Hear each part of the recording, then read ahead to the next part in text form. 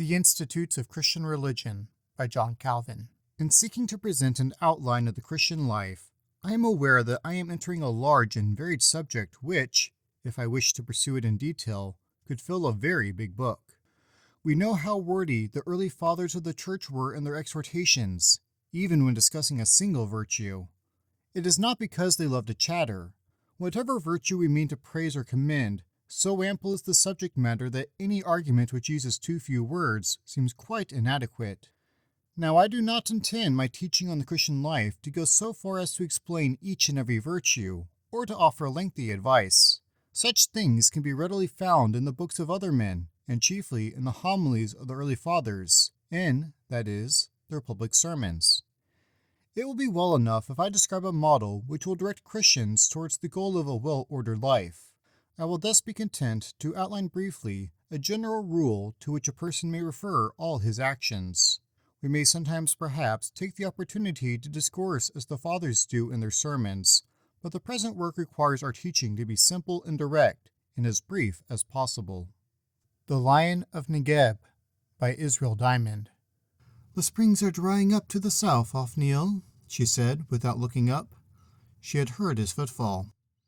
The heat is worse this year, he said, stepping toward her. Even the dew is gone by the second hour. Aksa looked up. Her eyes were large and amber, reflecting a sharp, restless intelligence. It isn't just the heat. The Canaanites at Debir have diverted the runoff from the winter rains into their own cisterns. They are choking the life out of the lower valleys. They know that if they control the water, they control us, whether we have conquered the land or not.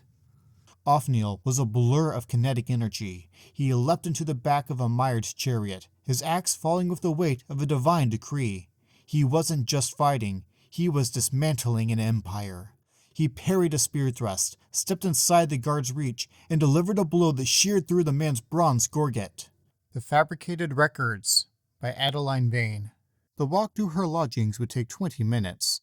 Enough time to consider the day's work and plan tomorrow's priorities. The position was what she'd expected.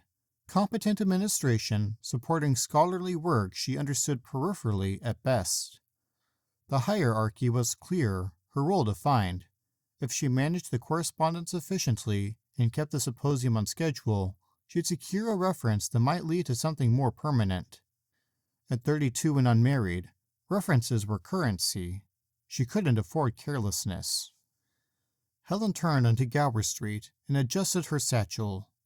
The Linnaean Society was respectable, its work legitimate. That was enough. She would catalog what needed cataloging, format what needed formatting, and ensure the fellows had what they required to pursue their research. The work, as it always did, would continue. The Hobbit by J.R.R. Tolkien.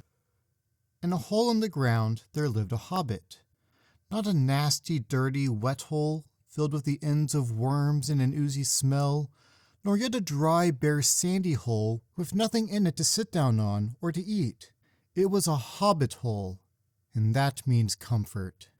It had a perfectly round door like a porthole, painted green, with a shiny yellow brass knob in the exact middle. The door opened on to a tube-shaped hall like a tunnel. A very comfortable tunnel, without smoke, with paneled walls, and floors tiled and carpeted, provided with polished chairs, lots and lots of pegs for hats and coats. The hobbit was fond of visitors. The tunnel wound on and on, going fairly, but not quite straight, into the side of the hill. The hill, as all the people for many miles round called it. And many little round doors opened out of it, first on one side and then on another. No going upstairs for the hobbit. Bedrooms, bathrooms, cellars, pantries, lots of these. Wardrobes, he had whole rooms devoted to clothes. Kitchens, dining rooms, all were on the same floor, and indeed on the same passage. The best rooms were all on the left-hand side, going in, for these were the only ones to have windows. Deep-set round windows looking over his garden, and meadows beyond, sloping down to the river.